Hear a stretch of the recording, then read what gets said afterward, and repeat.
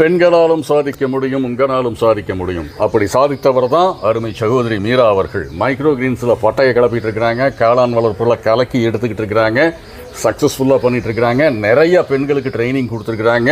அது மட்டும் அல்லாமல் மைக்ரோ கிரீன்ஸ் யார் யார் உற்பத்தி செய்கின்றார்களோ அவர்களிடம் அந்த மைக்ரோ கிரீன்ஸை வாங்கி பவுடரும் பண்ணிக்கிட்டு இருக்கிறாங்க. அப்பேற்பட்ட ஒரு அருமை சகோதரி மீரா என்ன சொல்லுவாங்கன்னு கேட்போம். ஆமாங்க அண்ணா, கடந்த 2 வருஷமாக சென்னையில் வந்து மைக்ரோ கிரீன்ஸ் வந்து சக்ஸஸ்ஃபுல்லாக பண்ணிக்கிட்டு இருக்கோம். மைக்ரோ கிரீன்ஸ் அண்ட் மஷ்ரூமும் சக்ஸஸ்ஃபுல்லாக பண்ணிக்கிட்டு இருக்கோம். பெண்களுக்கு வந்து சிறப்பாக பயிற்சிகள்லாம் கொடுக்க போகிறோம். முக்கியமாக வந்து பெண்களுக்காக மட்டுமே இந்த பயிற்சிகள் வந்து சிறப்பாக கொடுக்குறோம். பெண்களால் மார்க்கெட் பண்ண முடியலைன்னா கூட நாங்களே வந்து அவங்கள்ட்ட இருந்து வாங்கி மார்க்கெட் பண்ணுறோம், வெளியில் வாங்கி மார்க்கெட் பண்ணி கொடுக்குறோம். அது மட்டும் இல்லாமல் பவுடரும் பண்ணிட்டு இருக்கிறீங்க இல்லையா? பவுடர் பண்ணிக்கிட்டு இருக்கோம். பவுடர் நிறைய பேர் வந்து எக்ஸ்போர்ட் பண்ணுறதுக்கெல்லாம் பவுடர் கேட்குறாங்க.